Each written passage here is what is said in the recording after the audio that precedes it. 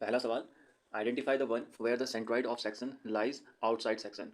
तो ये जो चार सेक्शन दे रखे हैं इनमें से कौन सा सेक्शन ऐसा है जिसमें सेंट्रॉइड जो है वो सेक्शन से बाहर चला जाता है। तो ऐसा होता है एंगल सेक्शन में, एल शेप का ये होता है और अपनी इस शेप की वजह से इसका सेंट्रॉइड जो है वो बाहर चला जाता है।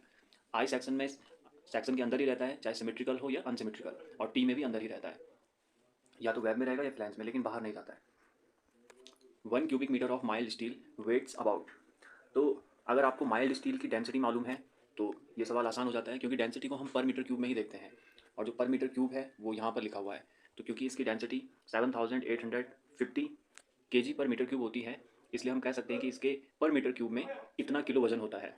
तो ऑप्शन डी यहाँ पर सही हो जाएगा, और यही होती है स्टील की डेंसिटी, स्ट्रक्चरल स्टील जो होता है। As per IS codes, the minimum characteristics yield strength for hot rolled high yield deformed bars is। तो हाई yield डिफॉर्म्ड बार जो होती हैं, जिन्हें हम HYSD बार भी बोलते हैं, उनमें मिनिमम वाला बताना है तो उनकी शुरुआत होती है 415 से, FE 415, और इसके बाद FE 500 है, और फिर होते और भी हैं, 550 भी होता है, 600 भी होता है। तो मिनिमम के लिए पूछा है तो हम इसके कॉन्टेक्स्ट में बताएंगे, और इसकी जो यील्ड स्ट्रेंथ होती है FY से जैसे दिखाते हैं वो यही नंबर होता है जो इसमें लिखा होता है, 415 न्यूटन पर mm²। तो ऑप्शन डी यहाँ पर सही हो जाएगा। Steel is a dash material. Steel कैसा मटेरियल होता है? टोटली इलास्टिक, टोटली प्लास्टिक, या फिर इन दोनों का कॉम्बिनेशन। तो स्टील देखिए ये दोनों का कॉम्बिनेशन माना जाता है, क्योंकि ये सेपरेटली इसमें इलास्टिक प्रॉपर्टीज़ ही नहीं होती हैं बल्कि प्लास्टिक प्रॉपर्टीज़ भी होती हैं। ये इसका ग्राफ देख के समझ में आता है। पहले शुरुआत में इसमें एक इलास्टिक रीजन बनता है जहाँ पर ये हुक्स लॉ को फॉलो करता है, और उसके बाद ये प्लास्टिसिटी वाले गुण दिखाता है अपने अंदर। तो इसलिए ये इलास्टोप्लास्टिक मटेरियल कहलाता है। ठीक, दोनों रेंज में बिहेव करता है। और FY जो है ये इसमें इसकी यील्ड स्ट्रेंथ है, और FU जो है वो अल्टीमेट स्ट्रेंथ है।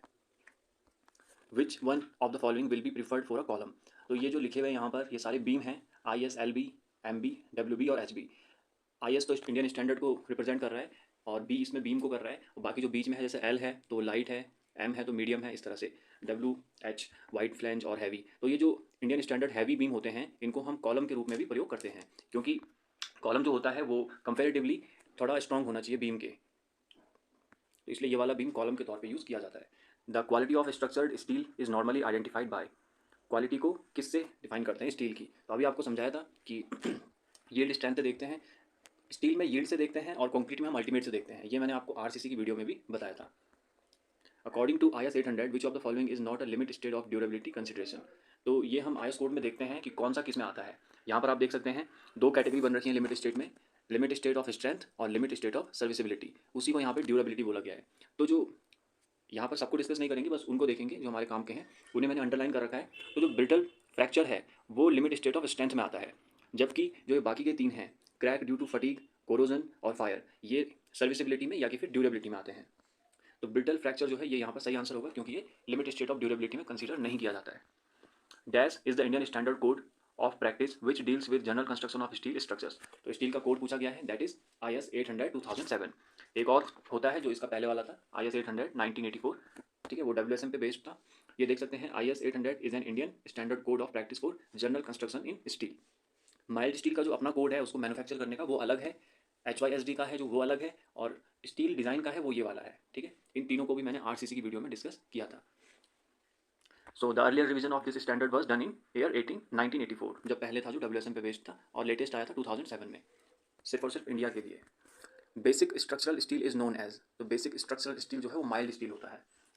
द डेंसिटी ऑफ स्टील में भी टेकन एज। तो डेंसिटी हम जानते हैं, अगर हमको एक फॉर्म में भी मालूम है तो हम बदल सकते हैं उसको। तो 7850 kg पर क्यूबिक मीटर होता है। तो यहाँ पर क्विंटल में दे रखा है, तो केजी को क्विंटल में बदलना है तो 100 से डिवाइड कर देंगे। तो 7850 को 100 से डिवाइड करेंगे तो यहाँ पर पॉइंट आ जाएगा। तो 78.5 क्विंटल पर क्यूबिक मीटर होगा। ऑप्शन ए यहाँ पर सही हो जाएगा। The coefficient of thermal expansion of structural steel is taken as 12 into 10⁻⁻⁶ per degree Celsius. चलिए यहाँ पर थोड़ा और प्रॉपर्टीज़ की बात कर लेते हैं। देखिए ये कुछ फिजिकल प्रॉपर्टीज़ हैं स्टील की, और इसमें लिखा हुआ है इरेस्पेक्टिव ऑफ इट्स ग्रेड, यानी कि स्टील का अगर ग्रेड बदलता भी है तब भी इन प्रॉपर्टीज़ पे कोई फ़र्क नहीं पड़ता है। ये कुछ इस तरह की प्रॉपर्टीज़ होती हैं, जैसे कि यूनिट वेट हो गया या यूनिट मास हो गया, इसको हम डिस्कस कर चुके हैं। मॉड्यूलस ऑफ इलास्टिसिटी, ये होता है 2 इंटू 10⁻⁵ न्यूटन पर mm²। अब इसको कई जगहों पर 200 गीगा पास्कल भी लिख लेते हैं, तो वो भी सही है। ठीक है, कन्वर्जन तो आना ही चाहिए। पॉइजन्स रेशियो, इन जनरल तो हम 0.3 लेते हैं जो इलास्टिक रेंज वाला होता है, पर कभी कभी प्लास्टिक रेंज वाला भी पूछ लिया जाता है तो वो 0.5 होता है, क्योंकि ये इलास्टो प्लास्टिक मटीरियल है। तो इसकी जो इसकी दो रेंज हैं, तो पॉइजन रेशियो भी अलग अलग होता है इलास्टिक रेंज में और प्लास्टिक रेंज में। सो 0.3 इलास्टिक रेंज में और 0.5 प्लास्टिक रेंज में। मॉड्यूलस ऑफ रिजिडिटी भी आज तक पूछी नहीं गई पर पूछी जा सकती है, कोड में है। सो 0.769 इंटू 10⁵ और यूनिट सेम है न्यूटन पर एम एम स्क्वायर। ठीक है, इसको भी आप गीगा पास्कल में बदल सकते हैं। गीगा पास्कल में ये लगभग अगर हम इसको 77 ही पढ़े तो 77 गीगा पास्कल आएगा ये लगभग। और कोफिशिएंट ऑफ थर्मल एक्सपेंशन जो अभी हमने देख लिया था। तो ये कुछ प्रॉपर्टीज हैं जो ध्यान रखनी है। The modulus of elasticity of steel is more than that of concrete, it indicates that steel is. तो क्या इंडिकेट करता है कि स्टील ज़्यादा इलास्टिक है। यंग्स मॉड्यूलस यही तो बताता है कि कितना इलास्टिक मटेरियल है ये। मोर इलास्टिक आंसर होगा जो ऑप्शन में नहीं है, इसलिए ऑप्शन डी सही होगा। बाकी कंफ्यूज करने के लिए दे रखे हैं। Indian standard wide flange beams are denoted as ISWB, option में नहीं है तो डी होगा। चलिए यहाँ पर देख सकते हैं ये सारे बीम हैं जो हम पढ़ते हैं, जो हमें मालूम होने चाहिए। जूनियर है, लाइट है, मीडियम है, हैवी है और वाइड फ्लैंज है। तो वाइड फ्लैंज को हम ISWB से दिखाते हैं। तो एक तो ये पूछा जाता है और एक इसमें ये पूछा जाता है कि कितने बीम हैं टोटल इंडियन स्टैंडर्ड में। तो 5 हैं ये, ठीक है। नंबर भी पूछे जाते हैं, नंबर और फुल फॉर्म दो चीज़ें पूछी जाती हैं। The structural advantage of using steel as a structural member is. तो स्टील का फ़ायदा ये होता है कि इसमें इसकी जो यूनिट, इसका जो यूनिट वेट है वो, सॉरी, इसकी जो स्ट्रेंथ है वो पर यूनिट वेट ज़्यादा होती है, जिसको ऑप्शन ए में लिख रखा है यहाँ पर कि small weight to strength ratio. इसको हम आसान भाषा में समझे तो यही इसका मतलब है कि कम यूनिट वेट में भी ये ज़्यादा स्ट्रेंथ देता है। As per specification which of the following physical properties of structural steel is taken irrespective of its grade. तो ये आपको बताया था कि वो सारी जो प्रॉपर्टीज़ थी, फिजिकल प्रॉपर्टीज़, वो ऐसी थी कि उन पर ग्रेड से कोई फर्क नहीं पड़ता, इररेस्पेक्टिव ऑफ इट्स ग्रेड। तो यूनिट मास हो गया, यंग्स मॉड्यूलस हो गया, पॉइजन रेशियो हो गया, ये सारे थे वहाँ पे। तो इसलिए ऑप्शन डी होगा। इनमें से ऐसा, ये तो सारी हैं मतलब जिन पे ग्रेड से फर्क नहीं पड़ता। ये रही। With a percentage increase of carbon in steel decreases it's. तो देखिए ये बड़ा सिंपल सा रूल है, कार्बन कंटेंट बढ़ेगा तो डक्टिलिटी कम होगी, इन्वर्सली प्रोपोर्शनल होते हैं। और कार्बन बढ़ने के साथ जो है वो हार्डनेस, स्ट्रेंथ और ब्रिटलनेस इनको बढ़ाता है। ब्रिटलनेस बढ़ने से मतलब है कि नाजुक होता है स्ट्रक्चर, ठीक है। डक्टिलिटी कम होती है, reverse. Indian standard long legged T bars are denoted as. तो यहाँ पर भी फुल फॉर्म है, ISST होता है इसका। तो ये रहे टी बीम के। ISJT में जूनियर है, NT में नॉर्मल टी है, H में वाइड फ्लैंज है, S में लॉन्ग लेग्ड है और L में लाइट टी है। तो ये S वाला पूछा गया है, खासकर जिन पे स्टार लगे हुए हैं ये आपको मालूम होने चाहिए। और 5 तो ये हो ही गए, ये हम देख ही सकते हैं टोटल नंबर।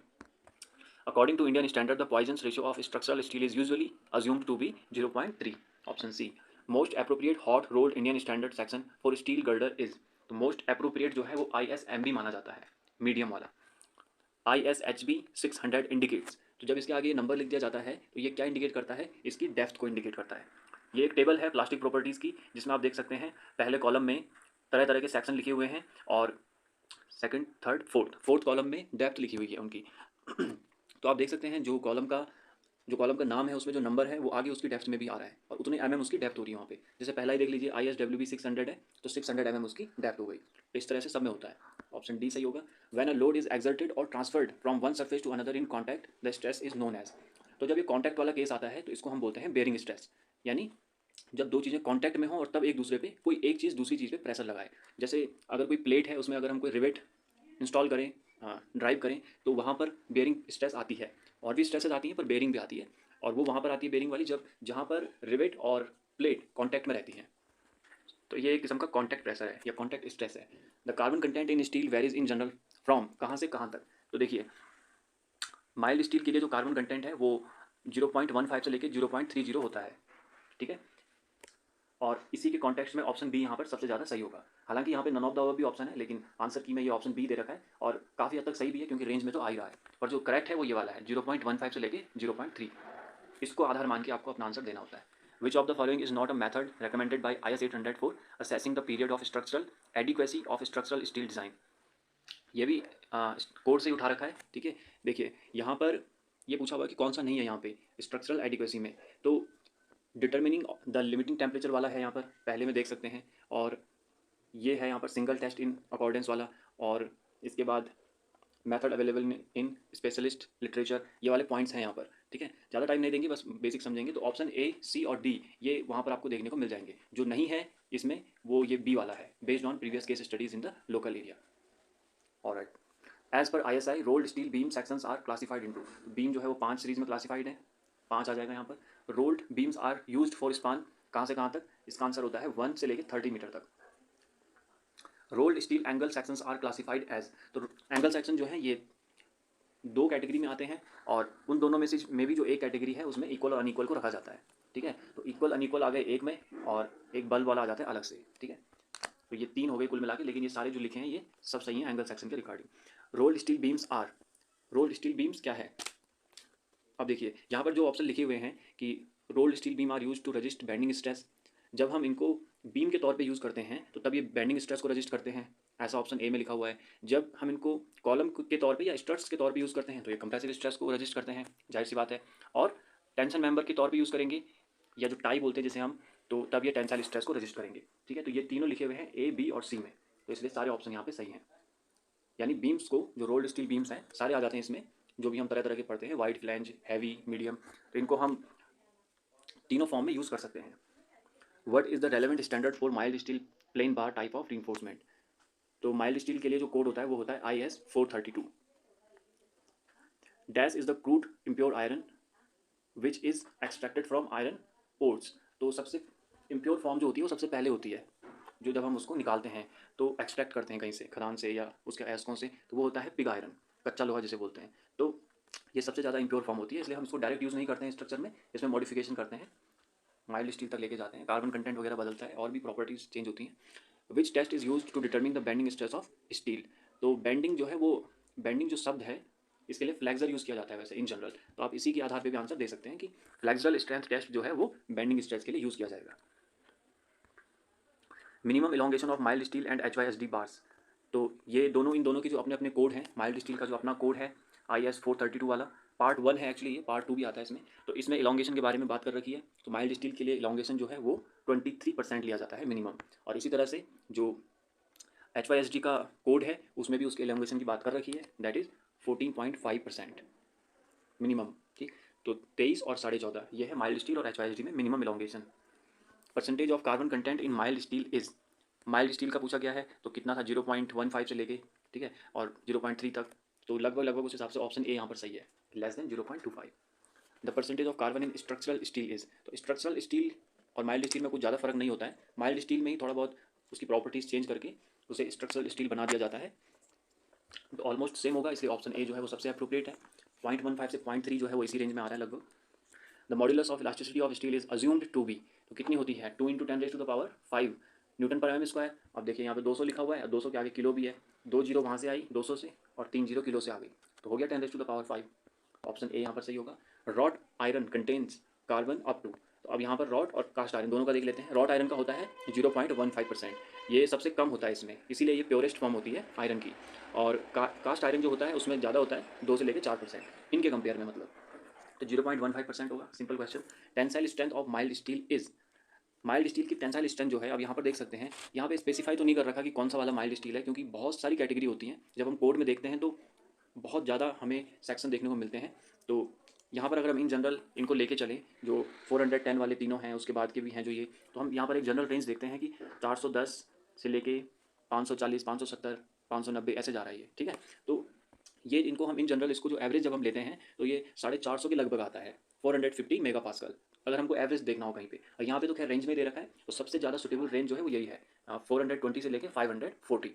यहाँ पर केजी में है, फिर सेंटीमीटर भी है, तो आप कन्वर्ट करेंगे तो 10 का डिफरेंस आता है इसमें, यानी न्यूटन पर mm स्क्वायर को जब हम केजी पर सेंटीमीटर स्क्वायर में बदलेंगे तो 10 का मल्टीप्लाई हो जाता है वहाँ पे, ठीक है। तो वो तो कन्फ्यूज होने की जरूरत नहीं है। Standard loads are given in, standard load किस में दिए जाते हैं, IS 875 में।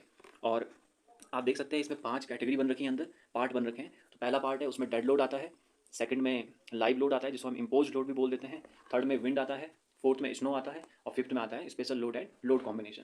तो ये अलग तरीके से भी पूछे जा सकते हैं। IS 875 ध्यान रखना है। IS 800 2007 इज बेस्ड ऑन, किस पे बेस्ड है ये, तो ये होता है लिमिट स्टेट मेथड पे, ठीक है। ये एक रिसर्च पेपर है, ये नहीं है, ये उससे थोड़ा सा ले रखा है छोटा सा, तो एक रिसर्च पेपर है, SS पाटिल जो प्रोफेसर है इन्होंने दिया था ये। इसमें इन्होंने कंपैरिजन बताया था 1984 वाले में और 2007 वाले में।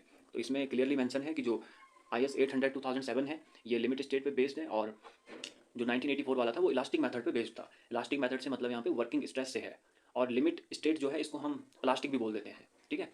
वर्किंग स्ट्रेस को हम इलास्टिक और लिमिट स्टेट को प्लास्टिक भी बोल देते हैं, तो ऑप्शन डी सही होगा। According to IS 800 2007 partial safety factor for resistance govern by yielding is, तो पार्शियल सेफ्टी फैक्टर पूछा हुआ है, ये एक टेबल है IS 800 2007 में टेबल नंबर 5 इसमें अलग अलग चीज़ों के लिए दे रखे हैं। इंपॉर्टेंट टेबल है। अभी तो मैंने एक ही सवाल लिया है, बाकी इसमें रिवेट वेल्ड के सवाल भी रहते हैं आगे, तो वो इसी टेबल से पूछे जाते हैं। तो पहला ही जो इसमें पॉइंट है, रेजिस्टेंस गवर्नड बाय यील्डिंग। सो इसके लिए पार्शियल सेफ्टी फैक्टर है 1.10, सबसे पहली रो है जो वहाँ पर देख सकते हैं, तो इसलिए ऑप्शन सी इसका सही हो जाएगा। चलिए ये थे 39 MCQs, और अगर आपकी कोई क्वेरी है तो आप उसको कमेंट सेक्शन में लिख सकते हैं।